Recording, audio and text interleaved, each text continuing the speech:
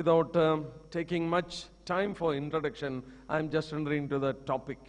ನಾನು ಆ ಪೀಠಿಕೆಯಲ್ಲಿ ಹೆಚ್ಚಿನ ಸಮಯವನ್ನು ಕಳೆಯದೆ ನಾನು ನೇರವಾಗಿ ವಿಷಯಕ್ಕೆ ಪ್ರವೇಶ ಮಾಡುತ್ತೇನೆ. We were studying on the topic of nation of Israel and studying about the end time events. ನಾವು ಇಸ್ರೇಲ್ನ ಕುರಿತಾಗಿಯೂ ಮತ್ತು ಅಂತ್ಯ ದಿನಗಳ ಕುರಿತಾಗಿ ನಾವು ಕಲಿಯುತ್ತಾ ಇದ್ದೇವೆ. We saw that prophecy has to be divided into three. ನಾವು ನೋಡಿದೆವು ಪ್ರವಾದನೆಯು ಅದು ಮೂರು ಭಾಗವಾಗಿ ವಿಭಾಗಿಸಲ್ಪಡಲೇಬೇಕು. Jews, Gentiles and the church of God. ಯಹೂದ್ಯರು, ಅನ್ಯರು ಹಾಗೂ ದೇವರ ಸಭೆ. We were looking only into the prophecy of nation of Israel. ನಾವು ಇಸ್ರಾಯೇಲ್ ಕುರಿತಾದಂತಹ ಪ್ರವಾದನೆಗಳನ್ನು ಮಾತ್ರ ನೋಡುತ್ತಾ ಇದ್ದೇವೆ. I don't want to confuse you with other prophecies, so I thought I'll at least make clear about the topic of nation of Israel.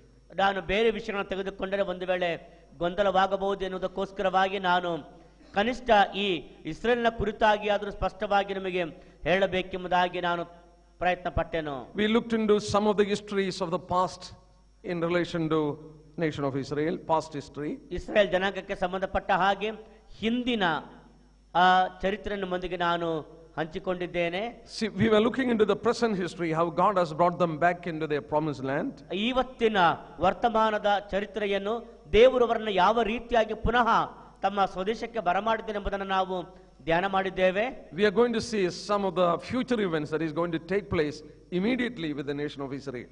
Israel ಜನಾಂಗಕ್ಕೆ ಸಂಬಂಧಪಟ್ಟ ಹಾಗೆ ಭವಿಷ್ಯತ್ತಿನಲ್ಲಿ ನಡೆಯಲಿಕ್ಕಿರುವಂತಹ ಘಟನೆಗಳ ಕುರಿತಾಗಿರುವಂತಹ ಕೆಲವು ವಿಷಯಗಳನ್ನು ನಿಮ್ಮೊಂದಿಗೆ ಹಂಚಿಕೊಳ್ಳುತ್ತೇನೆ. As we look into these prophecies, ನಾವು ಈ ಪ್ರವಾದಗಳನ್ನು ನೋಡುತ್ತಾ ಹೋದ ಹಾಗೆ we can understand that the world is set to get these prophecies fulfilled. ಈ ಒಂದು ಪ್ರಪಂಚದ ಎಲ್ಲಾ ಒಂದು ಸಂಗತಿಗಳು ಕೂಡ ಈ ಪ್ರವಾದಗಳ ನೆರವೇರುವಿಕೆಗೆ ಅಗತ್ಯವಾದಂತಹ ವೇದಿಕೆಯನ್ನ ಸಿದ್ಧ ಮಾಡಿವೆ ಎಂಬುದಾಗಿ ಅರ್ಥ ಮಾಡಿಕೊಳ್ಳಬಹುದು.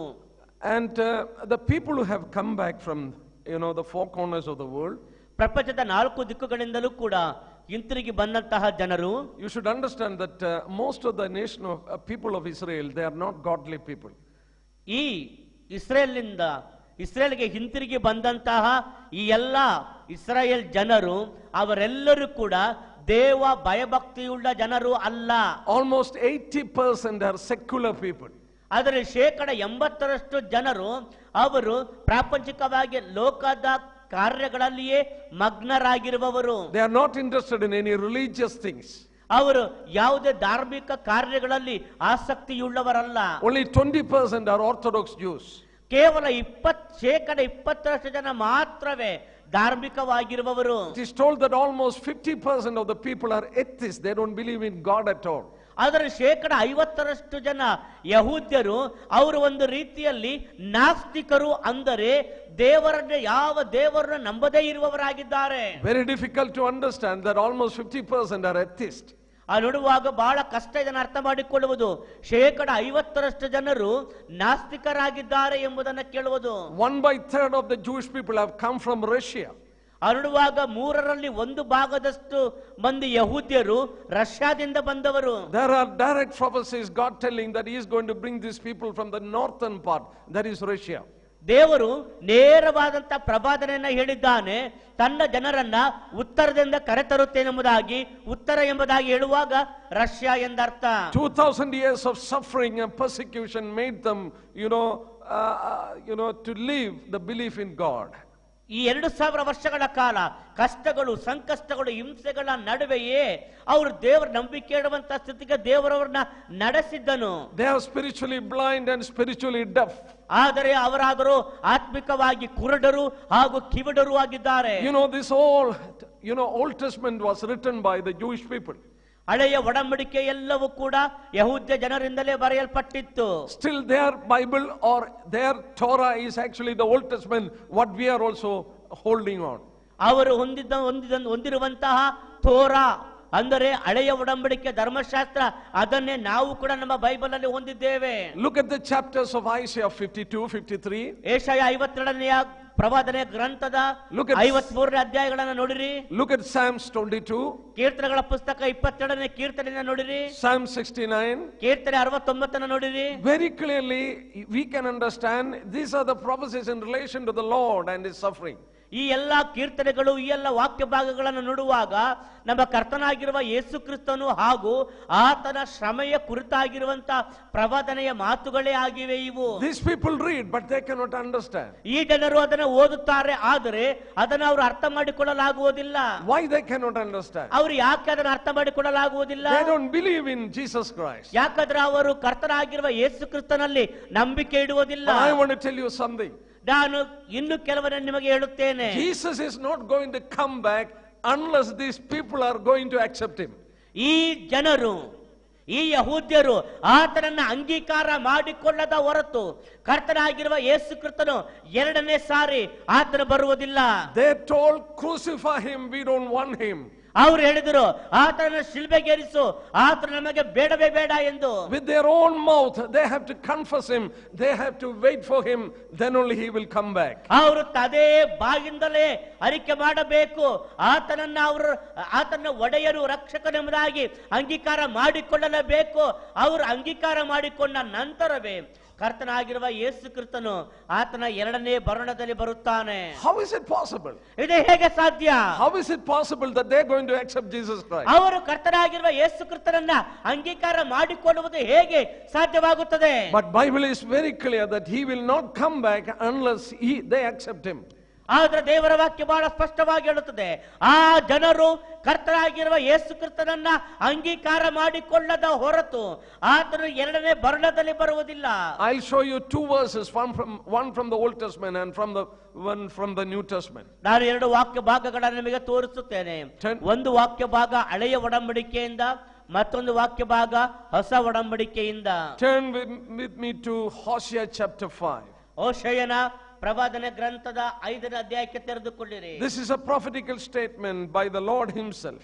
ಇದು ಕರ್ತನಿಂದಲೇ ಹೇಳಲ್ಪಟ್ಟಂತ ಪ್ರವಾದನಾತ್ಮಕ ಹೇಳಿಕೆ. Hosea chapter 5 and verse 15. ಹೋಶೇಯನ ಪ್ರವಾದನ ಗ್ರಂಥ 5ನೇ ಅಧ್ಯಾಯ 15ನೇ ವಚನ.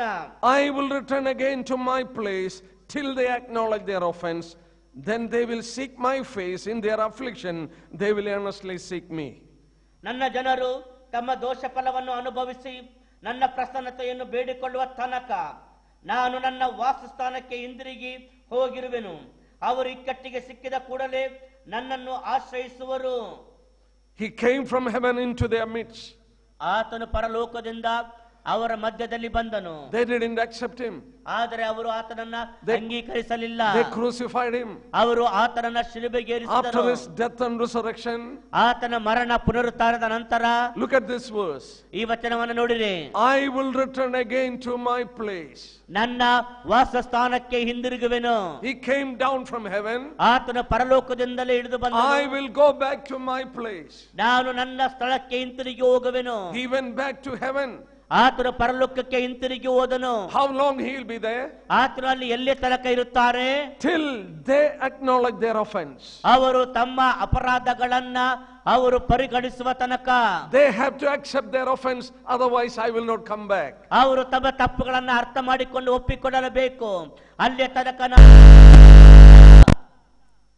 There is a time they are going to accept their offense. ಒಂದು ಸಮಯ ಇದೆ, ಆ ಸಮಯದಲ್ಲಿಯೇ ಅವರು ತಮ್ಮ ಅಪರಾಧವನ್ನ ಅವರು ಅಂಗೀಕರಿಸಿಕೊಳ್ಳುತ್ತಾರೆ. Look at the last part of verse 15. 15ನೇ ವಾಕ್ಯದ ಕೊನೆಯ ಭಾಗ ನೋಡಿರಿ. In their affliction they will earnestly seek me. ಅವರು ತಮ್ಮ ಸಂಕಷ್ಟದಲ್ಲಿ ನನ್ನನ್ನೇ ಬಯಸುವರು, ಎದುರು ನೋಡುವರು. That's what we call Jacob's trouble. ಅದನ್ನೇ ನಾವು ಯಾಕೋಬನ ಸಂಕಟ ಕಾಲ ಎಂದು ಕರೆಯುತ್ತೇವೆ. Jeremiah chapter 30 and verses 7. ಯೆರೆಮೀಯನ ಪ್ರವಾದನ ಗ್ರಂಥ 30ನೇ ಅಧ್ಯಾಯ 7ನೇ ವಚನ. A time of Jacob trouble is going to come on the world. ಯಾಕೋಬನ ಸಂಕಟ ಕಾಲವು ಈ ಪ್ರಪಂಚದ ಮೇಲೆ ಬರುತ್ತದೆ.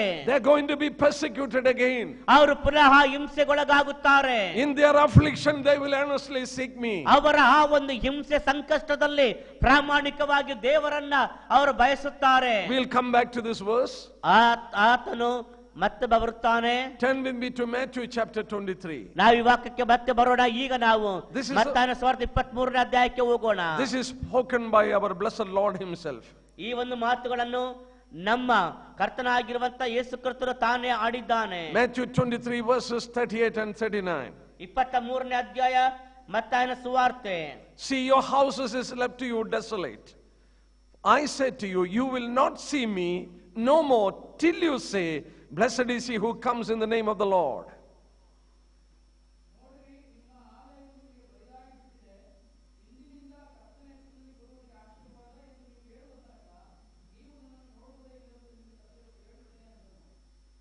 Look at that verse. ಆ ವಚನವನ್ನು ನೋಡಿರಿ. Your houses will be left to you desolate. ನಿಮ್ಮ ಆಲಯವು ನಿಮಗೆ ಬರಿದಾಗಿ ಬಿಟ್ಟಿದೆ. You will not see me until you say, blessed is the one who comes in the name of the Lord. ಕರ್ತನ ಹೆಸರಿನಲ್ಲಿ ಬರುವವರಿಗೆ ಆಶೀರ್ವಾದ ಎಂದು ನೀವು ಹೇಳುವ ತನಕ ನೀವು ನನ್ನನ್ನು ನೋಡುವುದೇ ಇಲ್ಲ. In other words, they have to say, he is blessed.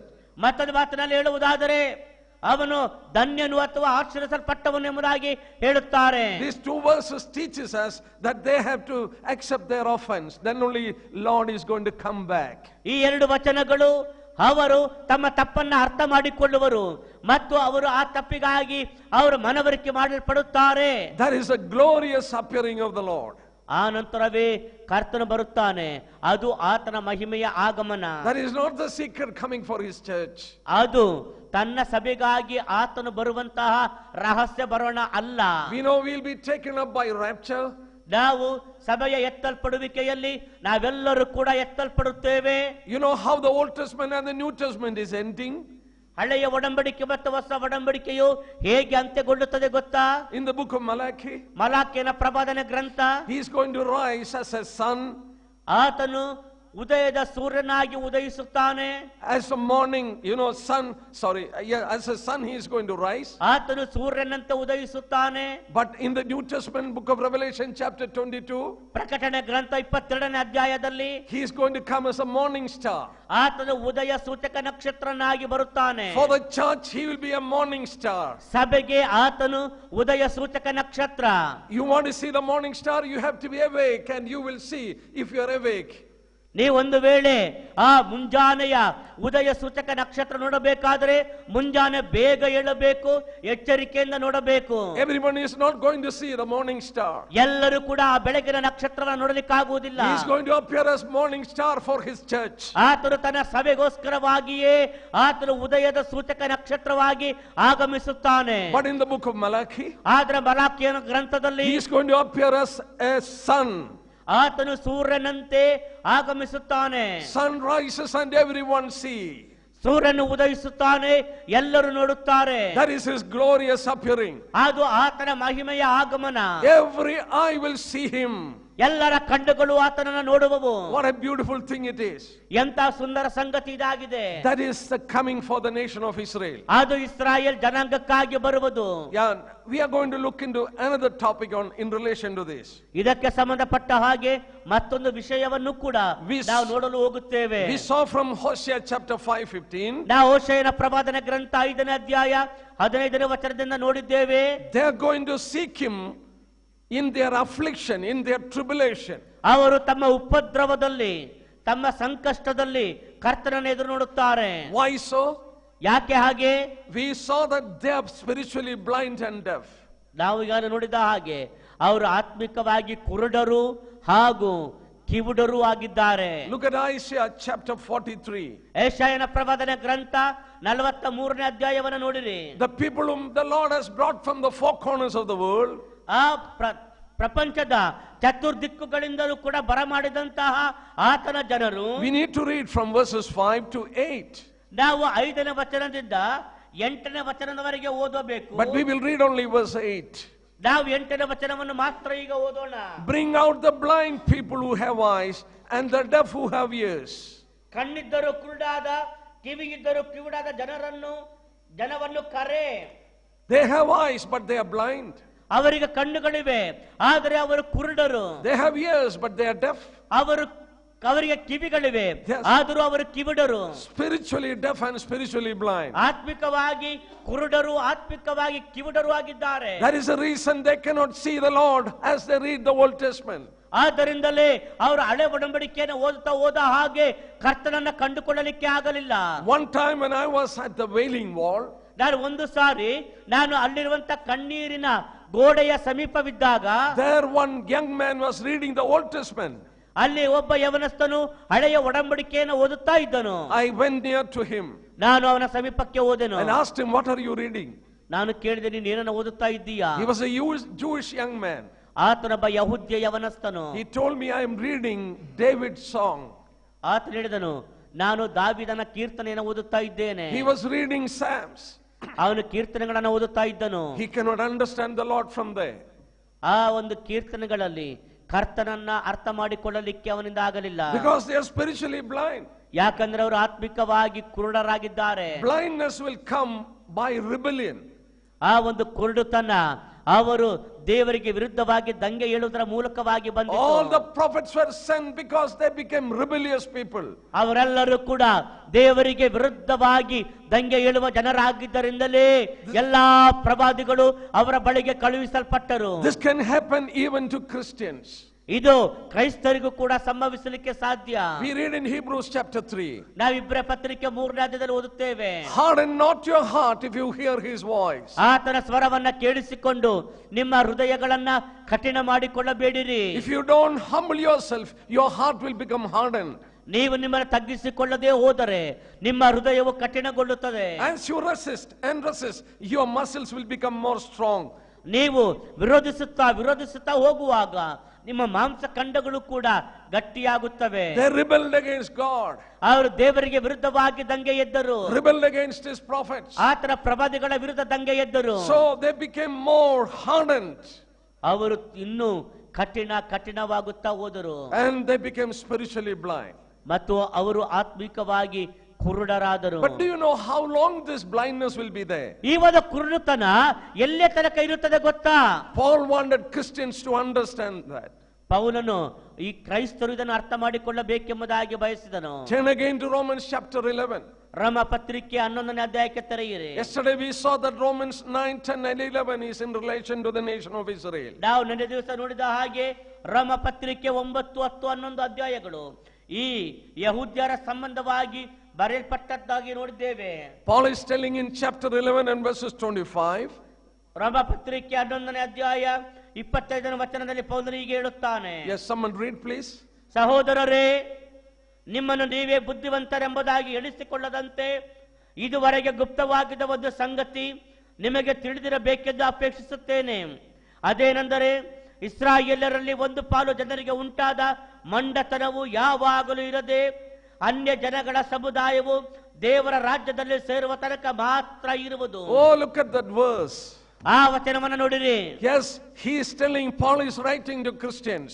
ಪೌಲನು ಕ್ರೈಸ್ತರಿಗೆ ಬರೆಯುತ್ತಿದ್ದಾನೆ ಮತ್ತು ಕ್ರೈಸ್ತರಿಗೆ ಹೇಳುತ್ತಿದ್ದಾನೆ. Oh brethren, I don't want you to be ignorant of this fact. ಸಹೋದರರೇ, ಈ ಸಂಗತಿಗಳ ವಿಷಯದಲ್ಲಿ ನೀವು ಜ್ಞಾನ ಇಲ್ಲದವರಾಗಿರಬಾರದೆಂದು ನಾನು ನೆನೆಸುತ್ತೇನೆ.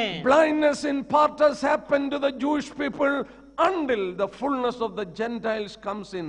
ಯಹೂದ್ಯರಲ್ಲಿ ಕೆಲವರಿಗೆ ಉಂಟಾದ ಆ ಒಂದು ಕುರುಡುತನ ಅಥವಾ ಮೊಂಡತನ ಅದು ಎಲ್ಲಿಯ ತನಕ ಬಂದರೆ ಅನ್ಯ ಜನಗಳ ಆ ಒಂದು ಸಂಖ್ಯೆಯು ಪೂರ್ಣಗೊಳ್ಳುವ ತನಕ.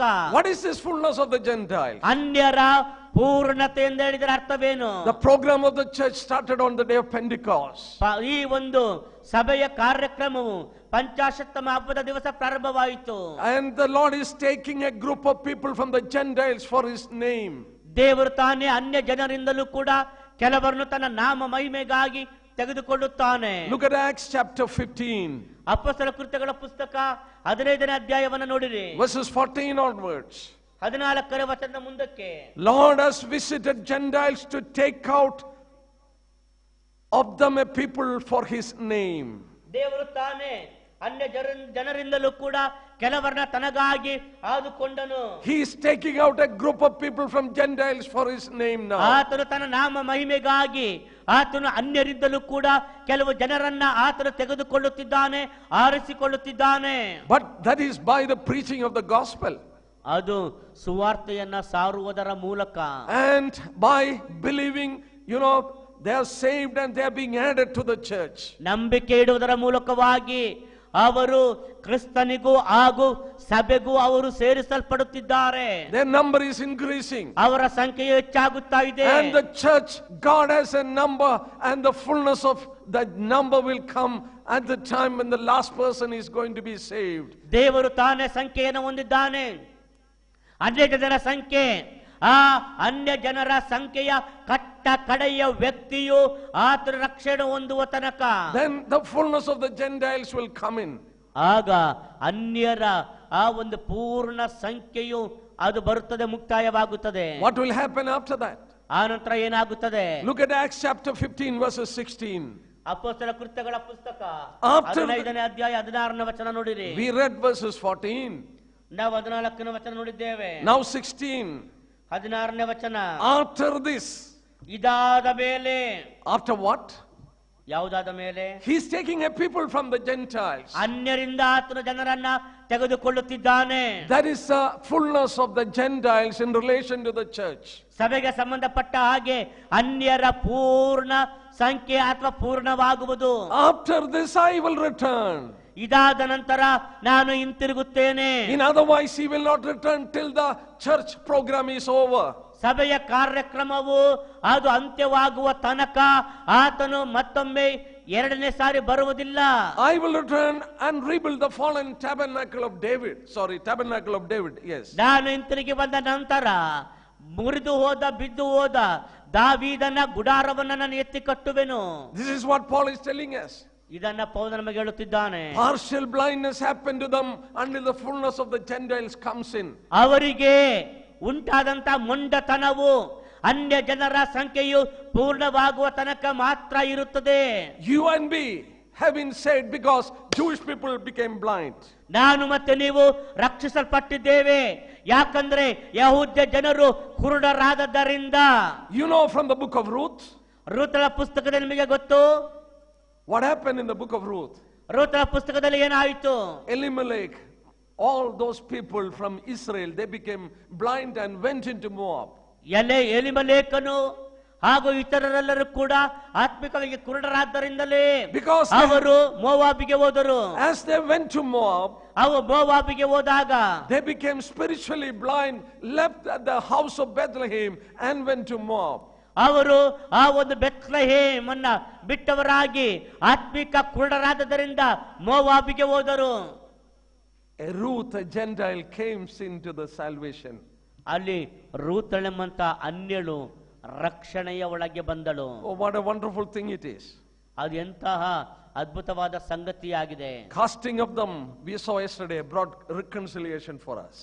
ಅರಳುವಾಗ ಅವರನ್ನ ದೂರ ತಳ್ಳಿಬಿಟ್ಟದ್ದರಿಂದ ದೇವರು ನಮ್ಮನ್ನ ತನ್ನ ಹತ್ತಿರಕ್ಕೆ ಬರಮಾಡಿಕೊಂಡನು. But they are spiritually blind. Eyes have to open to recognize their Messiah. ಅವರ ಕಣ್ಣುಗಳು ಕುರುಡಾಗಿವೆ ನಿಜ, ಆದರೆ ಮೆಸ್ಸಿಯನನ್ನ ಗುರುತಿಸುವುದಕ್ಕಾಗಿ ಅವರ ಆತ್ಮೀಯ ಕಣ್ಣುಗಳು ತೆರೆಯಲ್ಪಡಲೇಬೇಕು. How their spiritual blindness is going to be removed?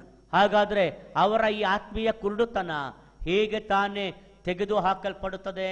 God has a special place to remove their spiritual blindness. ಅವರ ಆತ್ಮಿಕ ಕುರುಡುತನವನ್ನ ತೆಗೆಯುವುದಕ್ಕಾಗಿ ದೇವರು ಒಂದು ವಿಶೇಷವಾದ ಕಾರ್ಯಕ್ರಮವನ್ನ ಯೋಜನೆಯನ್ನೇ ಹೊಂದಿದ್ದಾನೆ. We will read that verse and we will try to analyze from the world political situation. ನಾವು ಅದನ್ನ ಓದಿ ಅರ್ಥ ಮಾಡಿಕೊಂಡವರಾಗಿ ಅದನ್ನ ರಾಜಕೀಯ ಪರಿಸ್ಥಿತಿಗಳ ಹಿನ್ನೆಲೆಯಲ್ಲಿ ನಾವು ಅವಲೋಕನ ಮಾಡೋಣ. Let's turn to Ezekiel chapter 22. ನಾವು ಯೆಹೆಜ್ಕೇಲನ ಪ್ರವಾದನೆ ಗ್ರಂಥ 22ನೇ ಅಧ್ಯಾಯವನ್ನು ತೆಗೆದುಕೊಳ್ಳೋಣ. The Lord is speaking that they have become dross or impure. ಅಲ್ಲಿ ದೇವರು ಅವರಿಗೆ ಹೇಳುತ್ತಾನೆ ಅವರು ಅಶುದ್ಧರಾಗಿದ್ದಾರೆ ಎಂದು. And he wanted to purify them.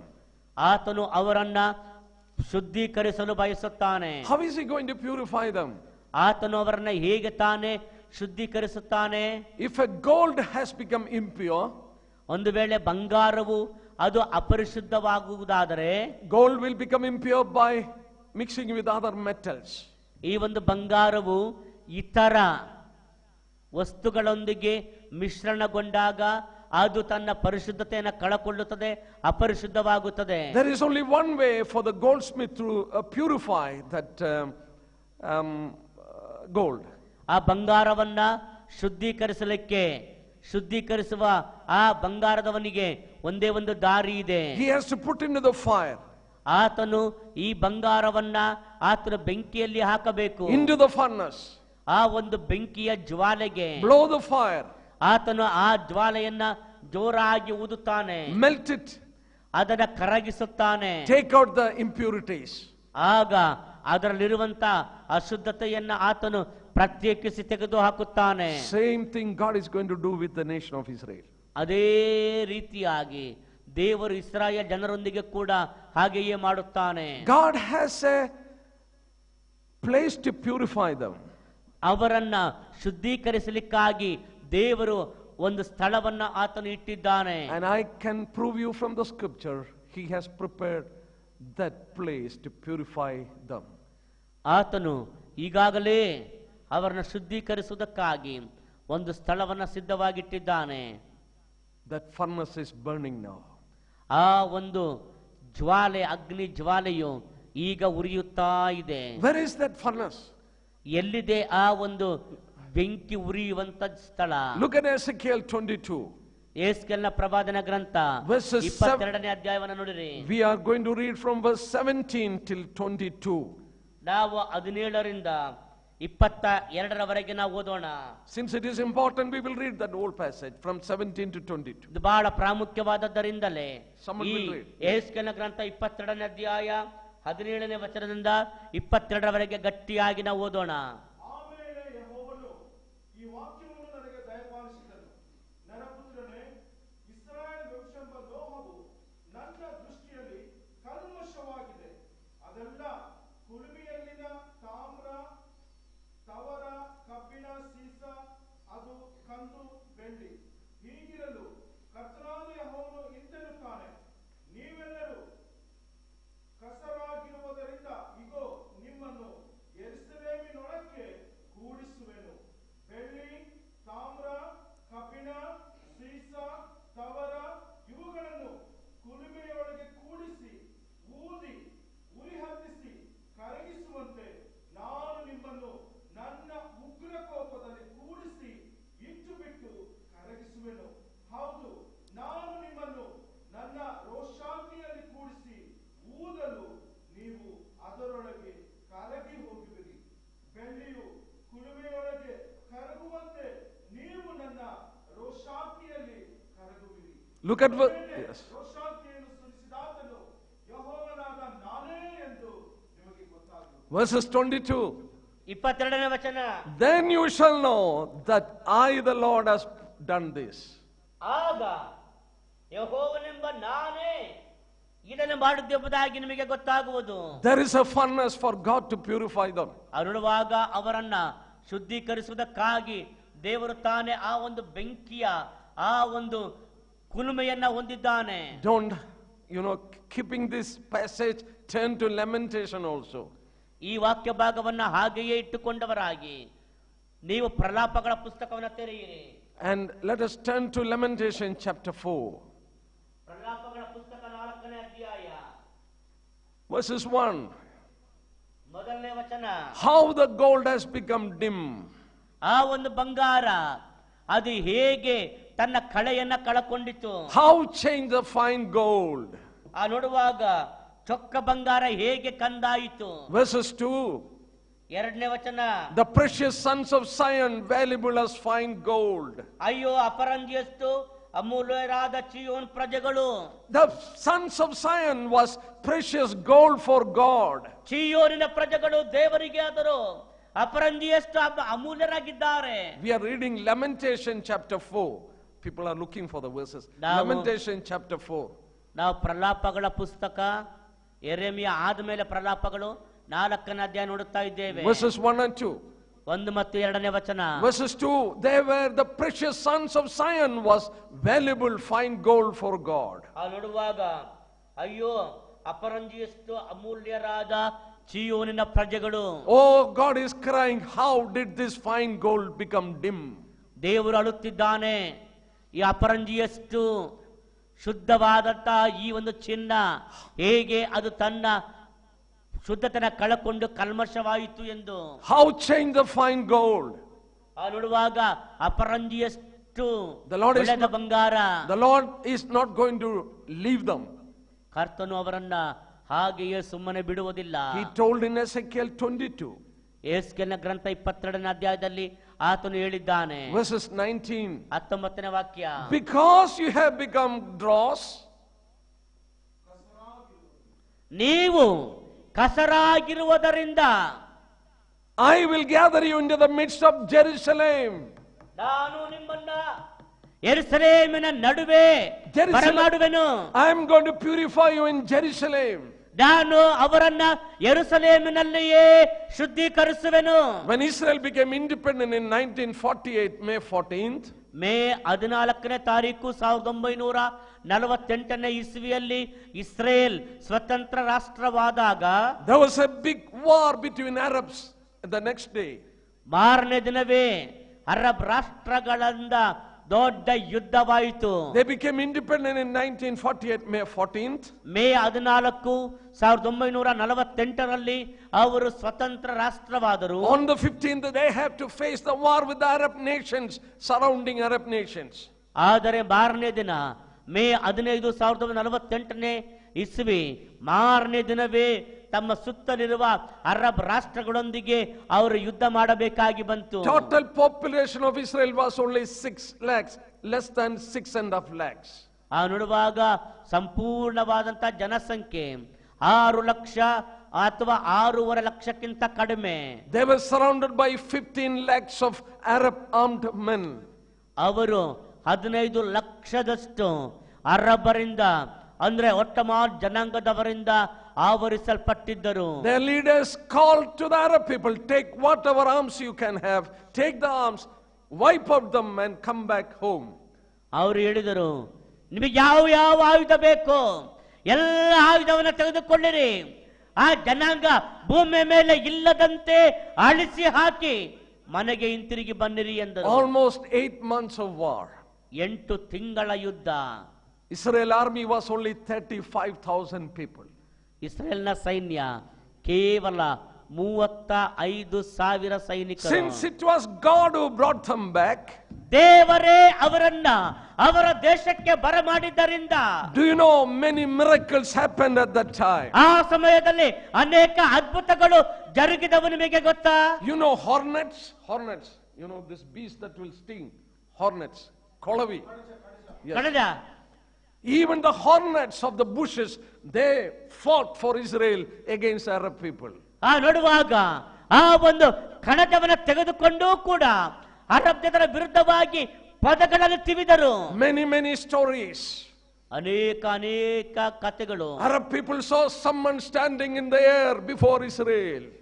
ನೋಡುವಾಗ ಅರಬರು ನೋಡುತ್ತಾರೆ, ಇಸ್ರೇಲ್ನ ಮುಂದೆ ಯಾರೋ ಗಾಳಿಯಲ್ಲಿ ನಿಂತಂತೆ ಕಾಣುತ್ತಾರೆ. It was the angel of the Lord. ಅದು ಕರ್ತನ ದೂತನು. They wanted to wipe out Israel.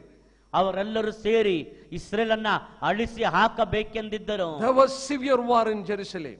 ಯೆರೂಸಲೇಮಿನಲ್ಲಿ ಬಹಳ ಗಂಭೀರವಾದ ಯುದ್ಧ ನಡೆಯುತ್ತಾ ಇತ್ತು. Israel won that war. Israel ಆ ಯುದ್ಧವನ್ನ ಗೆದ್ದಿತು. But Jerusalem was captured by Arab people. ಆದರೆ ಯೆರೂಸಲೇಮ್ ಅರಬರಿಂದ ವಶ ಮಾಡಲ್ಪಟ್ಟಿತು. So Jerusalem was not with Israelites. ಯೆರೂಸಲೇಮ್ ಇಸ್ರಾಯೇಲ್ ಜನರೊಂದಿಗೆ ಇಲ್ಲ. Muslim people, this is the third holiest place. ಮುಸ್ಲಿಂ ಜನರಿಗಾದರೂ ಇದು 3ನೇಯ ಅತಿ ಪವಿತ್ರ ಸ್ಥಳ. They believe that their prophet Muhammad has gone to heaven on a white horse from Jerusalem. ಅವ್ರು ನಂಬುತ್ತಾರೆ ಅವರ ಪ್ರವಾದಿಯಾದಂತ ಮೊಹಮ್ಮದನ್ನು ಬಿಳಿ ಕುದುರೆಯನ್ನ ಹತ್ತಿ ಈ ಯೆರೂಸಲೇಮಿನಿಂದಲೇ ಆತನ ಪರಲೋಕಕ್ಕೆ ಏರಿ ಹೋಗಿದ್ದಾನೆಂದು ನಂಬುತ್ತಾರೆ. After Mecca and Medina, Jerusalem is the third holiest place for every Muslim in the world. Mecca ಮದೀನದ ನಂತರ ಪ್ರಪಂಚದ ಪ್ರತಿಯೊಬ್ಬ ಮುಸ್ಲಿಮನಿಗೂ ಕೂಡ ಯೆರೂಸಲೇಮೇ 3ನೇಯ ಅತಿ ಪವಿತ್ರ ಸ್ಥಳ. And Jerusalem is the only place where Israel can rebuild a temple.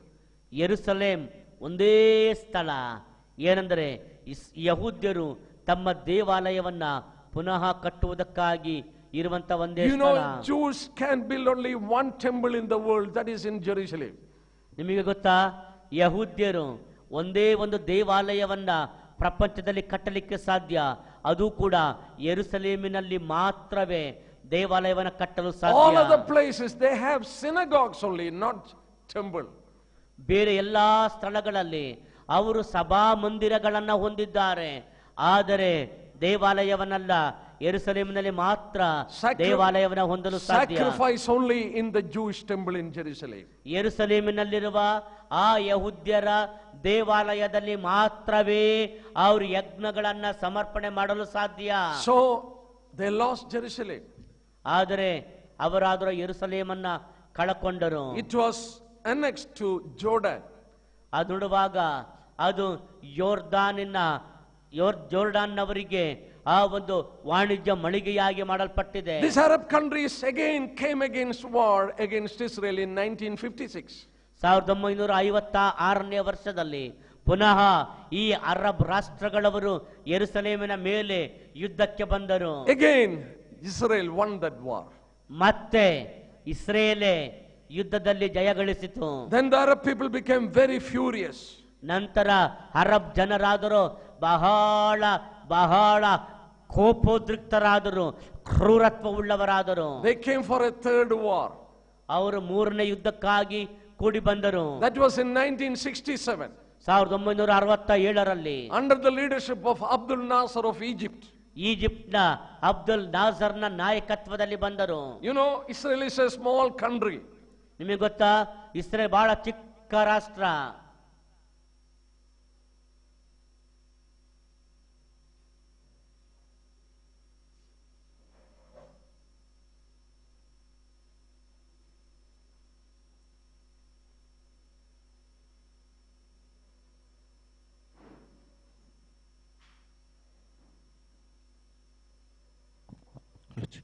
Israel is a small country. Israel ಇಷ್ಟೇ ಜಾಗ ಇರುವಂತಹ ಆ ಚಿಕ್ಕದಾದ ಒಂದು ರಾಷ್ಟ್ರ.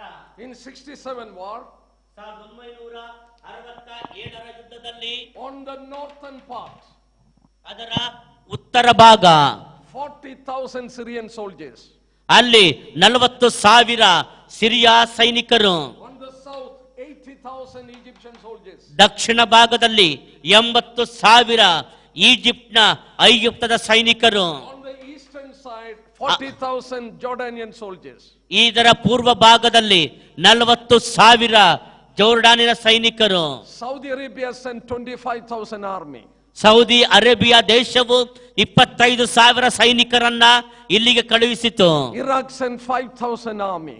ಇರಾಕ್ 5,000 ಸೈನಿಕರನ್ನ ಇಲ್ಲಿಗೆ ಕಳುಹಿಸಿತು. All that land area was covered with army. ಈ ಇಡೀ ಭೂಪ್ರದೇಶ ಅದು ಸೈನಿಕರಿಂದಲೇ ಆವರಿಸಲ್ಪಟ್ಟಿತ್ತು. Under the leadership of Abdul Nasser.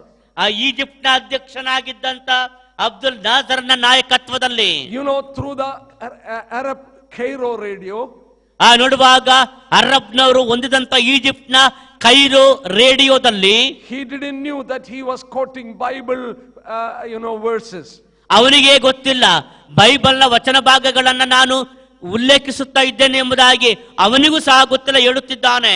Through the Cairo radio, Psalms 83 verses 4, Abdul Nasser declared. ಅಲ್ಲಿ ಕೀರ್ತನೆಗಳ ಪುಸ್ತಕ 83ನೇ ಕೀರ್ತನೆ 4ನೇ ವಚನವನ್ನ ಅಬ್ದುಲ್ ನಾಸರ್ ಆತನು ಘೋಷಣೆ ಮಾಡುತ್ತಾನೆ. Come, let us cut off Israel being a nation. ನಾವು ಇಸ್ರೇಲ್ ದೇಶವನ್ನ ಒಂದು ಜನಾಂಗವ ಇಲ್ಲದಂತೆಯೇ ನಾವು ಕಡಿದು ಬಿಡೋಣ ಬನ್ನಿರಿ. That their names will not be remembered anymore. ಅವರ ಹೆಸರು ಭೂಮಿಯ ಮೇಲೆ ಪುನಃ ಜ್ಞಾಪಕಕ್ಕೆ ಬಾರದ ಹಾಗೆಯೇ ಅಳಿಸಿ ಹಾಕೋಣ. Verses 5 onwards. 5ನೇ ವಚನದಿಂದ ಮುಂದಕ್ಕೆ It is the names of the Arab countries. Arab countries name, verse 5 onwards. 5ನೇ ವಚನ ಮುಂದಕ್ಕೆ ಬರುವಾಗ ಅರಬ್ ರಾಷ್ಟ್ರಗಳ ಹೆಸರುಗಳೇ ಇವೆ. They came together. ಅವರು ಒಟ್ಟಾಗಿ ಕೂಡಿ ಬಂದರು. They wanted to push Israel to the Mediterranean Sea. ಅವರು ಈ ಇಸ್ರೇಲ್ ದೇಶವನ್ನ ಹಾಗೆಯೇ ನೂಕಿಕೊಂಡು ಈ ಒಂದು ಮೆಡಿಟೇರಿಯನ್ ಸಮುದ್ರದೊಳಗೆ ನೂಕಿ ಬಿಡೋಣ ಅಂದರು. The western border of Israel is Mediterranean Sea. ಈ ಒಂದು ಇಸ್ರೇಲ್ ದೇಶದ ಈ ಪಶ್ಚಿಮ ಆ ಒಂದು ಭಾಗ ಅದು ಪೂರ್ಣವಾಗಿ ಮೆಡಿಟರೇನಿಯನ್ ಸಮುದ್ರ. Israel knew that they are not going to win the war. ಇಸ್ರೇಲ್ಗೆ ಗೊತ್ತು ಅವರು ಯುದ್ಧವನ್ನ ಗೆಲ್ಲಲಿಕ್ಕಾಗುವುದಿಲ್ಲ ಎಂದು. No country can defend all the land area of any country. ಯಾವುದೇ ದೇಶದ ಸಂಪೂರ್ಣ ಭೂಭಾಗವನ್ನ ಯಾವ ದೇಶವೂ ಕೂಡ ಜಯಿಸಲು ಅಥವಾ ವಶಪಡಿಸಿಕೊಳ್ಳಲು ಸಾಧ್ಯವಾಗುವುದಿಲ್ಲ. Israel pleaded with the nations to stop this war. Israel ಆ ದೇಶಗಳೊಂದಿಗೆ ಅದು ಅಂಗಲಾಚಿ ಬೇಡಿಕೊಂಡಿತ್ತು, ಯುದ್ಧವನ್ನ ನಿಲ್ಲಿಸಿರಿ ಎಂದು. Nobody helped them. ಯಾರು ಕೂಡ ಅವರ ಮಾತನ್ನ ಕೇಳಲಿಲ್ಲ. They asked America, help us stop this war. ಅಮೆರಿಕದವರನ್ನ ಕೇಳಿಕೊಂಡರು, ಈ ಯುದ್ಧವನ್ನ ನಿಲ್ಲಿಸುವುದಕ್ಕೆ ಸಹಾಯ ಮಾಡಿರಿ ಎಂದು. America kept quiet. ಅಮೆರಿಕ ಅದು ನಿಶ್ಶಬ್ದವಾಯಿತು. They were involved in Vietnam problem. ಯಾಕಂದ್ರೆ ಅಮೆರಿಕದವರು ವಿಯೆಟ್ನಾಂನ ಸಮಸ್ಯೆಯಲ್ಲಿ ಅವರು ತಮ್ಮನ್ನ ತೊಡಗಿಸಿಕೊಂಡಿದ್ದರು. Then Israel cabinet came together. ನಂತರ ಇಸ್ರೇಲ್ನ ಕ್ಯಾಬಿನೆಟ್ ಒಟ್ಟಾಗಿ ಮಂತ್ರಿಗಳೆಲ್ಲರೂ ಕೂಡ ಕೂಡಿ ಬಂದರು. For them it was death or life. ಅವರಿಗಾದರೂ ಅದು ಸಾವು ಇಲ್ಲ ಜೀವದ ಪ್ರಶ್ನೆಯಾಗಿತ್ತು. A new strategy they brought. ಅವರು ಹೊಸ ಯೋಜನೆಯನ್ನ ಕಾರ್ಯತಂತ್ರವನ್ನ ತಂದರು. Preemptive strike. Strike the enemy before striking us. ಅದು ನೋಡುವಾಗ ಪ್ರೀ ಎಂಟಿ ಸ್ಟ್ರೈಕ್ ಎಂಬುದಾಗಿ ಆ ವೈರಿಯು ನಮ್ಮ ಮೇಲೆ ಆಕ್ರಮಣ ಮಾಡುವುದಕ್ಕಿಂತ ಮುಂಚೆಯೇ ನೀವೇ ಆಕ್ರಮಣ ಮಾಡುವುದು. On June 5th, early morning, when it was dark in 1967, the pilots received order. 1967 June 5ನೇ ತಾರೀಕು ಮುಂಜಾನೆ ಇನ್ನು ಮೊಬ್ಬಿರುವಾಗಲೇ ಅವರ ಪೈಲಟ್ಗಳು ಒಂದು ಸಂದೇಶವನ್ನ ಸ್ವೀಕರಿಸಿದರು. All these countries, every arms was prepared. ಈ ಎಲ್ಲಾ ರಾಷ್ಟ್ರಗಳಲ್ಲಿ ನೋಡುವಾಗ ಎಲ್ಲ ಯುದ್ಧಕ್ಕೆ ಸಂಬಂಧಪಟ್ಟಂತ ಆಯುಧಗಳನ್ನ ಸಿದ್ಧಪಡಿಸಿಕೊಂಡಿದ್ದಾರೆ. In Egypt, 16 aerodromes, MiG-21 and 19 fighter planes with the missiles, everything was ready. Egypt ನೋಡುವಾಗ 18 ಆ ಒಂದು ಯುದ್ಧದ ಆ ಒಂದು ರಕ್ಷಣಾ ಸಾಮಗ್ರಿಗಳನ್ನ ಇಟ್ಟುಕೊಳ್ಳುವಂತಹ ನೌಕಾ ನೆಲೆಗಳು, ಅದಕ್ಕೆ ಬೇಕಾದಂತಹ ಮಿಸೈಲ್ಗಳು ಎಲ್ಲವೂ ಕೂಡ ಸಿದ್ಧವಾಗಿದೆ. Radar was watching any enemy plane is coming. ನೋಡುವಾಗ ರಾಡಾರ್ಗಳು ಗಮನಿಸುತ್ತಾ ಇವೆ, ಯಾವುದಾದ್ರೂ ವೈರಿಯ ಸೈನ್ಯ ಬರುತ್ತಾ ಇದೆಯಾ ಎಂಬುದಾಗಿ. Radar has an area, it is known as dark area. ಈ ರಾಡಾರ್ನಲ್ಲಿ ಒಂದು ಭಾಗ ಇದೆ, ಅದನ್ನ ಕತ್ತಲೆಯ ಭಾಗ, ಡಾರ್ಕ್ ಏರಿಯಾ ಎಂಬುದಾಗಿ ಅದನ್ನು ಕರೆಯುತ್ತಾರೆ. Radar will not catch the things 150 feet above from the sea or ground level. ಅದು ನೋಡುವಾಗ ರಾಡಾರ್ ಅದು ಯಾವ ಭಾಗದಲ್ಲಿರುತ್ತದೆಯೋ ಅದರ ನೇರಕ್ಕೆ ಸುಮಾರು 150 ಮೀಟರ್ನಷ್ಟು ಇರುವಂತಹ ಆ ಭಾಗದ ಯಾವ ಒಂದು ಮುನ್ಸೂಚನೆ ಚಿತ್ರವನ್ನು ಕೂಡ ಅದು ಸೆರೆ ಹಿಡಿಯುವುದಿಲ್ಲ. No fighter plane can usually fly between 100 feet above the ground or sea level. ಸಮುದ್ರ ಮಟ್ಟ ಅಥವಾ ಭೂಮಟ್ಟಕ್ಕಿಂತ ಆ ಒಂದು 100 ಅಡಿ ಕೆಳಗೆ ಯಾವ ವಿಮಾನವೂ ಕೂಡ ಹಾರಾಟ ಮಾಡಲು ಸಾಧ್ಯವಿಲ್ಲ. In order to avoid the enemy radars, ವೈರಿಗಳ ಆ ಒಂದು ರಾಡಾರ್ ಅನ್ನ ತಡೆ ಹಿಡಿಯುವುದಕ್ಕಾಗಿ Israel pilots took their plane. ಇಸ್ರೇಲ್ನ ಸೈನಿಕರು ತಮ್ಮ ವಿಮಾನಗಳನ್ನು ತೆಗೆದುಕೊಂಡರು. They were touching almost the sea level. ಅವರು ಈ ಸಮುದ್ರ ಮಟ್ಟವನ್ನ ಅವರು ತಲುಪುತ್ತಾ ಇದ್ದಾರೆ. I have read like this. ನಾನು ಹೀಗೆ ಓದಿದ್ದೇನೆ. Some of the pilots felt the splash of the sea water on the wings. ಆ ಕೆಲವು ಪೈಲಟ್ಗಳು ಅವರ ವಿಮಾನವನ್ನ ಸಮುದ್ರ ಮಟ್ಟಕ್ಕೆ ತೆಗೆದುಕೊಂಡು ಹೋಗುವಾಗ ಸಮುದ್ರದ ಅಲೆಗಳು ಕೆಲವರ ಕೈಗಳಿಗೆ ಬಡದದ್ದನ್ನ ಅವರು ಅನುಭವಿಸಿದ್ದರು ಎಂಬುದಾಗಿ ಓದಿದ್ದೇನೆ. On the wings of the planes. ಆ ಒಂದು ವಿಮಾನದ ರೆಕ್ಕೆಗಳ ಮೇಲೆ They flew and came near to the border of Egypt. ಅವರು ಆ ಒಂದು ಸಮುದ್ರ ಮಟ್ಟದಲ್ಲಿಯೇ ಹಾರಾಡುತ್ತಾ ಈಜಿಪ್ಟ್ನ ನೆಲೆಯ ತನಕ ಬರುವಾಗ Enemy radar didn't catch their coming. ಆದರೆ ವೈರಿಯ ರಾಷ್ಟ್ರಗಳ ರಾಡಾರ್ಗಳು ಈ ಒಂದು ಸಮುದ್ರ ಮಟ್ಟದಲ್ಲಿ ಬರುತ್ತಾ ಇರುವಂತಹ ಈ ವಿಮಾನಗಳನ್ನ ಪತ್ತೆ ಹಚ್ಚಲಿಕ್ಕೆ ಸಾಧ್ಯವಾಗಲಿಲ್ಲ. They flew up and started to bomb. ಅವರು ಆ ಈಜಿಪ್ಟ್ನ ನೆಲೆಯ ನೌಕಾ ನೆಲೆ ತನಕ ಬಂದವರಾಗಿ ಅಲ್ಲಿಂದ ಮೇಲಕ್ಕೆ ಹಾರಿ ಬಾಂಬ್ಗಳನ್ನ ಹಾಕಿದರು. 16 Egyptian airfields was destroyed in the first raid. ಒಂದೇ ಸಾರಿ ಮಾಡಿದಂತಹ ಆ ಆಕ್ರಮಣದಲ್ಲಿ 16 ಯುದ್ಧ ನೌಕೆಗಳಿರುವಂತ ಆ ಸ್ಥಳ ನಾಶ ಮಾಡಲ್ಪಟ್ಟಿತು. Egypt had 350 pilots. ಈಜಿಪ್ಟ್ 350 ಪೈಲಟ್ಗಳನ್ನ ಹೊಂದಿತ್ತು. In the first time itself they killed 100 pilots on the ground. ಮೊದಲನೇ ದಾಳಿಯಲ್ಲಿಯೇ ಇಸ್ರೇಲ್ನ ಸೈನಿಕರು 100 ಮಂದಿ ಈಜಿಪ್ಟ್ನ ಪೈಲಟ್ಗಳನ್ನ ಅವರು ನಾಶ ಮಾಡಿದರು. Egypt and Jordan lost their air force. Egypt ಮತ್ತೆ ಜೋರ್ಡಾನ್ ಅವರ ನೌಕಾ ನೆಲೆಗಳನ್ನ ಸೈನ್ಯದ ನೆಲೆಗಳನ್ನ ಕಳಕೊಂಡವು. 444 planes were destroyed. 444 ಯುದ್ಧ ವಿಮಾನಗಳನ್ನ ಅವರು ಕಳಕೊಂಡರು. And Israel Navy sunk many ships of the Arab people. ನೋಡುವಾಗ ಇಸ್ರೇಲ್ನ ಸೈನಿಕರು ಅಥವಾ ಸೈನ್ಯವು ಅನೇಕ ಈಜಿಪ್ಟ್ನವರ ಯುದ್ಧ ಹಡಗುಗಳನ್ನ ಹಾಗೆಯೇ ಮುಳುಗಿಸಿ ಬಿಟ್ಟರು. On the second day, ಎರಡನೆಯ ದಿನ their paratroopers landed in Jerusalem. ಅವರ ಆ ಒಂದು ವಿಮಾನದ ಪ್ಯಾರಾಟ್ರೂಪ್ಗಳು ಯೆರೂಸಲೇಮಿನ ಮೇಲೆ ಇಳಿದವು. These 3 countries lost their air force.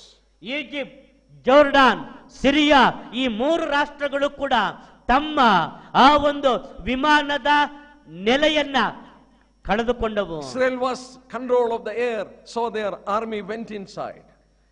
ಆಗ ಇಸ್ರೇಲ್ ಎಲ್ಲ ವಾಯು ನೆಲೆಗಳನ್ನ ತನ್ನ ನಿಯಂತ್ರಣಕ್ಕೆ ತೆಗೆದುಕೊಂಡಿದ್ದರಿಂದ ಇಸ್ರೇಲ್ನ ವಿಮಾನಗಳು ಮಾತ್ರವೇ ಹಾರಾಡುತ್ತಾ ಇದ್ದವು. That war is called a 6-day war. ಆ ಯುದ್ಧವನ್ನ 6 ದಿನಗಳ ಯುದ್ಧ ಎಂದು ಕರೆಯುತ್ತಾರೆ. Because if it was 1 day more, they would have captured Cairo, capital of Egypt. ಒಂದು ದಿನ ಹೆಚ್ಚಾಗಿದ್ದರೆ ಅವರು ಈಜಿಪ್ಟ್ನ ರಾಜಧಾನಿ ಖೈರೋವನ್ನ ಅವರು ವಶ ಮಾಡಿಕೊಳ್ಳುತ್ತಿದ್ದರು. They have almost reached the capital of Syria, Damascus. ಅವರು ಸಿರಿಯಾದ ರಾಜಧಾನಿ ದಮಾಸ್ಕಸ್ಗೆ ಸಮೀಪವಾಗಿ ಬಂದಿದ್ದರು. Big uproar from the world, stop the war, stop the war. ದೊಡ್ಡ ಶಬ್ದ ಇಡೀ ಪ್ರಪಂಚದ ಕಡೆಯಿಂದ ಯುದ್ಧವನ್ನ ನಿಲ್ಲಿಸು. They had to stop it within 6 days. 6 ದಿನದಲ್ಲಿಯೇ ಇಸ್ರೇಲ್ನವರು ಯುದ್ಧವನ್ನ ನಿಲ್ಲಿಸಬೇಕಾಯಿತು. By the time they captured Jerusalem, ಆ ಸಮಯ 6 ದಿನಗಳೊಳಗೆ ಇಸ್ರೇಲ್ನವರು ಯೆರೂಸಲೇಮನ್ನ ವಶ ಮಾಡಿಕೊಂಡಿದ್ದರು. I have photos. They were crying when they entered into Jerusalem. ಅವರು ಯೆರೂಸಲೇಮಿನೊಳಗೆ ಪ್ರವೇಶ ಮಾಡಿದಾಗ ಕಣ್ಣೀರು ಸುರಿಸಿದರು, ಜೋರಾಗಿ ಅಳುತ್ತಾ ಇರುವಂತಹ ಫೋಟೋಗಳು ನನ್ನ ಬಳಿಯಲ್ಲಿ ಇವೆ. Even though fire shot was going on, they were dancing, soldiers catching the shoulders of a friend and they were dancing in Jerusalem. ನೋಡುವಾಗ ಆ ವೈರಿಗಳು ಇನ್ನೂ ಕೂಡ ಅನೇಕವಾದಂತ ಮಿಸಗಳನ್ನ ಹಾಕ್ತಾ ಇದ್ದಾರೆ. ಆದರೂ ಅದರ ನಡುವೆ ಇಸ್ರೇಲ್ನ ಸೈನಿಕರು ಒಬ್ಬರ ಹೆಗರನ್ನ ಒಬ್ಬರು ಹಿಡಿದುಕೊಂಡವರಾಗಿ ನಾಟ್ಯವಾಡುತ್ತಾ ಇದ್ದಾರೆ, ಯೆರೂಸಲೇಮನ್ನ ವಶ ಮಾಡಿಕೊಂಡೆವೆಂದು. They were not allowed to enter into Jerusalem for almost 2000 years. 2000 ವರ್ಷಗಳು ಅವರು ಯೆರೂಸಲೇಮನ್ನ ಪ್ರವೇಶ ಮಾಡಲಿಕ್ಕೆ ಅವರಿಗೆ ಅವಕಾಶ ಇರಲಿಲ್ಲ. They started to cry like boys. ಅವರು ಮಕ್ಕಳ ಹಾಗೆ, ಚಿಕ್ಕ ಹುಡುಗರ ಹಾಗೆ ಅಳುವುದಕ್ಕೆ ಪ್ರಾರಂಭಿಸಿದ್ದರು. They felt that they have come near to their fathers and prophets. ಅವರ ತಂದೆಗಳ ಬಳಿಗೂ ಪ್ರವಾದಿಗಳ ಬಳಿಗೂ ಬಂದಂತೆ ನಮಗೆ ಭಾಸವಾಗುತ್ತಿದೆ ಎಂಬುದಾಗಿ ಅವರು ಹೇಳಿದರು. World history changed from that time. ಪ್ರಪಂಚದ ಇತಿಹಾಸ, ಚರಿತ್ರೆಯೇ ಆ ಸಮಯದಿಂದ ಬದಲಾಗುತ್ತಾ ಬಂತು. 1980 July, 1980 July, Israel declared to the world, Jerusalem is an undivided eternal capital of Israel. Israel ಒಂದು ಘೋಷಣೆ ಮಾಡಿತು, ಯೆರೂಸಲೇಮ್ ಯಾರಿಂದಲೂ ಯಾವಾಗಲೂ ವಿಭಾಗಿಸಲಿಕ್ಕೆ ಆಗದೇ ಇರುವ ನಿತ್ಯವಾದ ರಾಜಧಾನಿ ಎಂಬುದಾಗಿ ಘೋಷಣೆ We ಮಾಡಿತು. will never give her back again. ನಾವು ಇಸ್ರೇಲನ್ನ ಪುನಃ ಯಾರ ವಶಕ್ಕೂ ಕೊಡುವುದಿಲ್ಲ. 1980 September, 1980 September, Arab countries leaders gathered in Morocco. Arab ರಾಷ್ಟ್ರಗಳ ನಾಯಕರುಗಳು ಮೊರಾಕೋ ಅನ್ನುವಂತ ಸ್ಥಳದಲ್ಲಿ ಒಟ್ಟಾಗಿ ಸೇರಿ ಬಂದರು. They proposed for jihad, holy war. ಅವರು ಜಿಹಾದ್, ಹೋಲಿ ವಾರ್, ಪರಿಶುದ್ಧ ಯುದ್ಧ ಎನ್ನುವುದನ್ನು ಘೋಷಣೆ ಮಾಡಿದರು. We hear that voice, holy war, jihad. ಅವರು ಹೇಳುತ್ತಾರೆ, ಪರಿಶುದ್ಧವಾದ ಯುದ್ಧ, ಜಿಹಾದ್ ಎಂಬುದಾಗಿ ಹೇಳುತ್ತಾರೆ. Let me tell you, dear ones, the last war is jihad, that is holy war. ಪ್ರಿಯರೇ, ನಾನು ಮತ್ತೊಮ್ಮೆ ಹೇಳುತ್ತೇನೆ, ಕಟ್ಟ ಕಡೆಯ ಯುದ್ಧ ಅದು ಜಿಹಾದ್, ಅಂದರೆ ಪರಿಶುದ್ಧ ಯುದ್ಧವೇ ಆಗುತ್ತದೆ. If you turn with me to the book of Joel, ಯೋವೇಲನ ಗ್ರಂಥಕ್ಕೆ ನೀವು ತೆರೆದುಕೊಂಡರೆ, I want to see from your Kannada translation how it is translated. Joel chapter 3,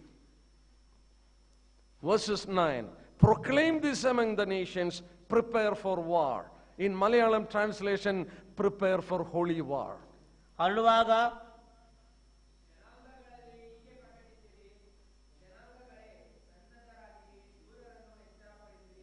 He said, prepare. He said, for war. only war. I have checked the original language. In the original language, it is holy war. ನನ್ನ ಮೂಲ ಭಾಷೆನ ಹುಡುಕಿದನು. ಮೂಲ ಭಾಷೆ ನೋಡುವಾಗ ಹೋಲಿ war, ಪರಿಶುದ್ಧ ಯುದ್ಧಕ್ಕೆ ಹೊರಡಲಿ. I have my Malayalam Bible also. ನನ್ನಲ್ಲಿ Malayalam Bible ಕೂಡ ಇದೆ. There it is written holy war. ಅಲ್ಲಿ ಕೂಡ ಪರಿಶುದ್ಧ ಯುದ್ಧ ಎಂಬುದಾಗಿ ಬರೆಯಲ್ಪಟ್ಟಿದೆ. Who is God is calling whom for the holy war? ದೇವರು ಯಾರನ್ನ ದಿವ್ಯ- ಈ ಒಂದು ಪರಿಶುದ್ಧ ದಿವ್ಯ ಯುದ್ಧಕ್ಕೆ ಕರೆಯುತ್ತಾನೆ? We are reading Joel chapter 3 verses 9. ಯೋವೇಲನ ಪ್ರವಾದನೆ ಗ್ರಂಥ 3ನೇ ಅಧ್ಯಾಯ 9ನೇ ವಚನವನ್ನು ಓದುತ್ತಾ Look ಇದ್ದೇವೆ. at who is coming for this holy war. ಈ ಒಂದು ದಿವ್ಯ ಯುದ್ಧಕ್ಕೆ ಯಾರು ಬರುತ್ತಿದ್ದಾರೆ? Look at verses 11. 11ನೇ ವಚನವನ್ನು ನೋಡಿರಿ. Assemble and come all you nations and gather together all around. ಎಲ್ಲ ಜನಾಂಗಗಳೇ ಒಟ್ಟಾಗಿ ಕೂಡಿ ಬನ್ನಿರಿ. The nations surrounding Israel, God is calling them for the holy war. ಆ ನೋಡುವಾಗ ಇಸ್ರೇಲ್ನ ಸುತ್ತಲಿರುವಂತಹ ರಾಷ್ಟ್ರಗಳಿಗೆ ಕರ್ತನು ತಾನೇ ಆತನು ಆಹ್ವಾನ ಕೊಡುತ್ತಿದ್ದಾನೆ, Verses- ಬನ್ನಿರಿ ಆ ದಿವ್ಯ ಯುದ್ಧಕ್ಕೆ. Verses 12 again. 12ನೇ ವಚನ ಮತ್ತೊಮ್ಮೆ All the surrounding nations. ಎಲ್ಲ ಸುತ್ತಣ ಜನಾಂಗಗಳು. A prophecy that was written down 2500 years ago. 2500 ವರ್ಷಗಳ ಹಿಂದೆಯೇ ಪ್ರವಾದಿಸಲ್ಪಟ್ಟಂತ ಪ್ರವಾದನೆ ಇದು. Do you know when was Islam started? ಇಸ್ಲಾಂ ಯಾವಾಗ ಪ್ರಾರಂಭವಾಯಿತು ಗೊತ್ತೇ? Muhammad died in AD 622. ಮಹಮ್ಮದನು ಕ್ರಿಸ್ತ ಶಕ 622ರಲ್ಲಿ ಮರಣ ಹೊಂದಿದನು. That means Islam was started 600 years after Christ. ಅಂದರೆ ಇಸ್ಲಾಂ ಕರ್ತನಾಗಿರುವ ಯೇಸು ಕ್ರಿಸ್ತನ 600 ವರ್ಷಗಳ ನಂತರ ಪ್ರಾರಂಭವಾದದ್ದು. AD 638. ಕ್ರಿಸ್ತ ಶಕ 638ರಲ್ಲಿ Army of Islam army from Saudi Arabia captured Jerusalem. ಆ ಸೌದಿ ಅರೇಬಿಯಾದ ಮುಸ್ಲಿಂನ ಆ ಸೈನಿಕರು ಯೆರೂಸಲೇಮನ್ನ ಅವರು ವಶ ಮಾಡಿಕೊಂಡರು. They captured the places surrounding Jerusalem. ಯೆರೂಸಲೇಮಿನ ಸುತ್ತಲ ಪ್ರದೇಶಗಳನ್ನ ಅವರು ವಶ ಮಾಡಿಕೊಂಡರು. These Arab people were Bedouins. They were roaming people in that living in tents. ಈ ಒಬ್ಬ ಅರಬ್ನವರು ಅಂತ ಹೇಳಿದ್ರೆ ಅವರು ಗುಡಾರಗಳಲ್ಲಿ ವಾಸ ಮಾಡುವಂತಹ ಒಂದು ರೀತಿಯ ಅಲೆಮಾರಿ ಜನಾಂಗದವರು. They were converted to Islam by sword. ಅವರು ಈ ಕತ್ತಿಯಿಂದಲೇ ಇಸ್ಲಾಂಗೆ ಮತಾಂತರಗೊಂಡರು. So something around 638 they were converted to Islam. ಕ್ರಿಸ್ತ ಶಕ 638ರ ಕಾಲದಲ್ಲಿ ಈ ಅರಬ್ನರು ಇವರೆಲ್ಲರೂ ಕೂಡ ಇಸ್ಲಾಂಗೆ ಮತಾಂತರಗೊಂಡರು. 500 years ago, before Christ, it was written that surrounding countries will come for holy war. ಅರುಳುವಾಗ 500 ವರ್ಷಗಳ ಹಿಂದೆ ಹೇಳಿದಂತ ಮಾತು ಏನಂತಂದ್ರೆ ಸುತ್ತಣ ಜನಾಂಗಗಳವರು Because- ದಿವ್ಯ ಯುದ್ಧಕ್ಕೆ ಬರುತ್ತಾರೆಂದು. Because Jerusalem is the third holiest place for Muslim people. ಯಾಕಂದ್ರೆ ಯೆರೂಸಲೇಮ್ ಮುಸ್ಲಿಂ ಜನರಿಗೆ 3ನೆಯ ಅತಿ ಪವಿತ್ರ ಸ್ಥಳವಾಗಿದೆ. Israel has taken it and declared it as their eternal capital. ಇಸ್ರೇಲ್ನವರು ಅದನ್ನ ವಶ ಮಾಡಿಕೊಂಡು ತಮ್ಮ ನಿತ್ಯ ಶಾಶ್ವತ ರಾಜಧಾನಿ ಎಂಬುದಾಗಿ ಘೋಷಣೆ ಮಾಡಿಕೊಂಡರು. You know, constant news are coming about Jerusalem in the papers. ನಾವು ಪೇಪರ್ನ ನೋಡುವಾಗ ನಿರಂತರವಾಗಿ ಇಸ್ರೇಲ್ನ ಕುರಿತಾದಂತಹ ವರ್ತಮಾನವು ಪ್ರಕಟವಾಗುತ್ತಲೇ ಬರುತ್ತದೆ. World is trying to make a Palestinian nation.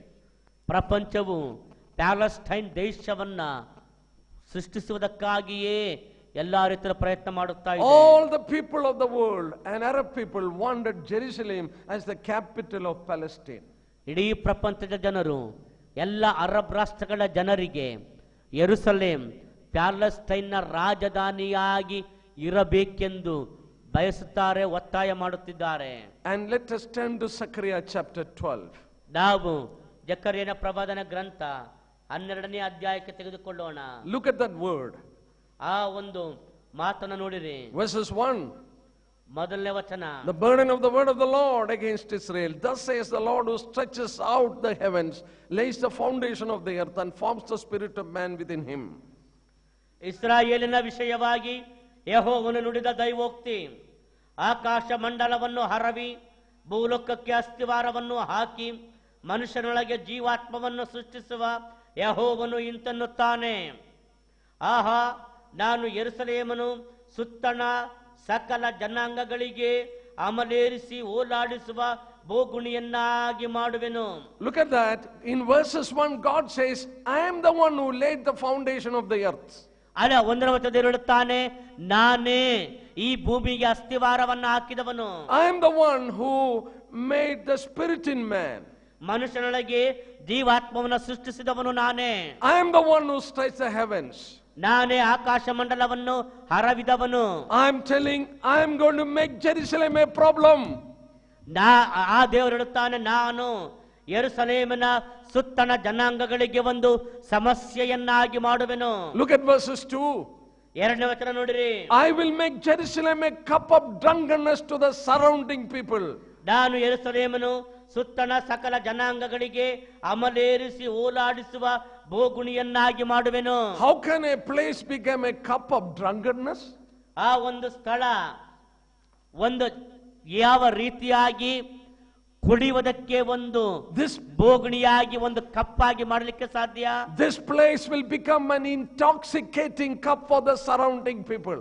ಈ ಒಂದು ಸ್ಥಳವು ಸುತ್ತಣ ಜನಾಂಗಗಳಿಗೆ ಅಮಲೇರಿಸುವಂತೆ ಮಾಡುವ ಆ ಒಂದು ಕುಡಿಯಲಿಕ್ಕೆ ಬಳಸುವಂತ ಒಂದು ಬೋಗುಣಿ ಪಾತ್ರೆ, ಒಂದು ಗ್ಲಾಸ್ ನಂತೆ. I will show you from Isaiah chapter 29. ಯೆಶಾಯನ ಪ್ರವಾದನ ಗ್ರಂಥ 29ನೇ ಅಧ್ಯಾಯವನ್ನು ತೋರಿಸ್ತೇನೆ. That is a prophecy against Jerusalem. ಅದು ಯೆರೂಸಲೇಮಿನ ವಿರುದ್ಧವಾಗಿರುವ ಒಂದು ಪ್ರವಾದನೆ. Look at verses 1. ಮೊದಲನೇ ವಚನ ನೋಡಿರಿ. Woe to Ariel, the city where David dwelt. ಓದು 29. ಅಯ್ಯೋ, ಅರಿಯೇಲೇ ಅರಿಯೇಲೇ, ಅರಿಯಲೇ ಅರಿಯಲೇ, ದಾವೀದನು ಸೈನ್ಯ ಸಮೇತನಾಗಿ ವಾಸಿಸಿದ The city where David dwelt. David dwelt in Zion, that is Jerusalem. ಆ ನೋಡುವಾಗ ದಾವೀದನು ಸೈನ್ಯ ಸಮೇತವಾಗಿ ವಾಸಿಸಿದ ಆ ಒಂದು ಸ್ಥಳವೇ. God called that city Ariel. ದೇವರು ಆ ಒಂದು ಪಟ್ಟಣವನ್ನ ಅರಿಯೇಲೆ ಎಂದು ಕರೆದನು. Ariel means lion of God. ಅರಿಯೇಲೆ ಎಂಬುದಾಗಿ ಹೇಳುವಾಗ ಆ ದೇವರ ಒಂದು ಲೈನ್ ಅಥವಾ ಮಾರ್ಗ. Now as you keep on reading that chapter, ನಾವು ಅಧ್ಯಾಯವನ್ನು ಓದುತ್ತಾ ಬರುವ ಹಾಗೆ you see verses 7, multitude of nations are coming against Jerusalem for war. ಆ ನೋಡುವಾಗ ಅನೇಕ ಗುಂಪು ಸಮೂಹಗಳು ಯೆರೂಸಲೇಮಿಗೆ ವಿರುದ್ಧವಾಗಿ ಯುದ್ಧ ಮಾಡಲು ಬರುತ್ತವೆ. How they are coming? ಅವರು ಹೇಗೆ ಬರುತ್ತಾರೆ? Look at verses 9. 9ನೇ ವಚನ ನೋಡಿರಿ.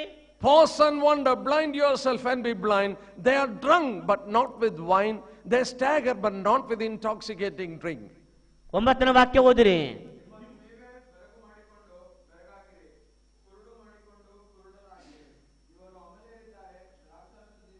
ಅಮಲೇರಿದ್ದಾರೆ ದ್ರಾಕ್ಷಾರಸದಿಂದಲ್ಲ, ಹೋರಾಡುತ್ತಾರೆ ಮದ್ಯದಿಂದಲ್ಲ. They are intoxicated but not with drink. ಅವರು ಅಮಲೇರಿದ್ದಾರೆ ಮದ್ಯದಿಂದಲ್ಲ. God is speaking about the people who are surrounding. ಅವರ ಸುತ್ತಲಿರುವಂತಹ ಜನಾಂಗಗಳ ಬಗ್ಗೆ ದೇವರು ಮಾತನಾಡುತ್ತಿದ್ದಾನೆ. Zechariah 12 and 2. ಜಕರ್ಯ 12:2. I will make it a cup of drunkenness to the surrounding people. ನಾನು ಸುತ್ತಲ ಜನಾಂಗಗಳಿಗೆ ಅಮಲೇರಿಸಲು ಓಲಾಡಿಸುವ ಬೋಗುಣಿಯನ್ನಾಗಿ ಮಾಡುವೆನು. Brothers and sisters, it is religious intoxication. ಸಹೋದರ ಸಹೋದರಿ, ಅದು ಧಾರ್ಮಿಕವಾದ ಅಮಲೇರುವಿಕೆ, Islamic intoxication. ಇಸ್ಲಾಮಿನ ಆ ಮತ್ತು ಬರೆಸುವಿಕೆ. You die, you will get paradise. ನೀನು ಸಾಯಿ, ಸತ್ತರೆ ನಿನಗೆ ಮೋಕ್ಷ. You kill the kafir, you will get the paradise. ಆ ನೋಡುವಾಗ ನೀನು ಯಾರನ್ನಾದ್ರೂ ಕೊಂದರೆ ನಿನಗೆ ಮೋಕ್ಷವಿದೆ. In the paradise it is wine and woman for them. ಅವರಿಗಾದರೂ ಆ ಪರದೈಸಿನಲ್ಲಿ ಎಣ್ಣೆ ಮತ್ತು ಸ್ತ್ರೀಯರಿರುತ್ತಾರೆ. They are taking the bombs and dying. ಅವರು ನೋಡುವಾಗ They are killing the people. ಜನರನ್ನು ಕೊಲ್ಲುತ್ತಿದ್ದಾರೆ. The people around the world, around Jerusalem, they are intoxicated now. ಯೆರೂಸಲೇಮಿನ ಸುತ್ತಲಿರುವಂತ ಜನರು ಅಮಲೇರಿದ್ದಾರೆ. God told, I will make it a problem in the end time. ದೇವರು ಹೇಳುತ್ತಾನೆ, ಅಂತ್ಯ ದಿನಗಳಲ್ಲಿ ನಾನು ಯೆರೂಸಲೇಮನ್ನು ಸುತ್ತಣ ಜನಾಂಗಗಳಿಗೆ ಸಮಸ್ಯೆಯನ್ನಾಗಿ ಮಾಡುತ್ತೇನೆ. Why did he make it so? ದೇವರು ಅದನ್ನು ಯಾಕೆ ಆ ರೀತಿಯಲ್ಲಿ ಮಾಡಿದನು? A holy war is going to be flared up from here in the end time. ಅಂತ್ಯ ದಿನಗಳಲ್ಲಿ ಈ ಸ್ಥಳದಿಂದಲೇ ದಿವ್ಯ ಯುದ್ಧವು ಪ್ರಾರಂಭವಾಗಲಿಕ್ಕಿದೆ. How many people are going to come to fight? ಎಷ್ಟು ಜನರು ಯುದ್ಧ ಮಾಡಲಿಕ್ಕೆ ಬರುತ್ತಾರೆ? Look at chapter 14 and verses 2. 14ನೇ ಅಧ್ಯಾಯ 2ನೇ ವಚನ ನೋಡಿರಿ. I will gather all nations against Jerusalem. ಅಲ್ಲಿ ಕರ್ತನು ತಾನೇ ಹೇಳುವಂತ ಮಾತನ್ನ ನೋಡಿರಿ. Chapter 14 verses 2. ನಾನು ಸಕಲ ಜನಾಂಗಗಳನ್ನು ಯೆರೂಸಲೇಮಿಗೆ ವಿರುದ್ಧವಾಗಿ ಕೂಡಿಸುವೆನು. Not only few people but all the people. ಕೆಲವೇ ಜನರನ್ನು ಎಂಬುದಾಗಿ ಅಲ್ಲ, Look at the ಎಲ್ಲಾ ಜನರನ್ನು. Look at the political situation now. ಈಗಿರುವಂತ ರಾಜಕೀಯ ಸ್ಥಿತಿಯನ್ನು ನೋಡಿರಿ. Everyone is against Israel. ಪ್ರತಿಯೊಬ್ಬೊಬ್ಬರು ಕೂಡ ಇಸ್ರೇಲಿಗೆ ವಿರುದ್ಧವಾಗಿದ್ದಾರೆ. Only one country with Israel now.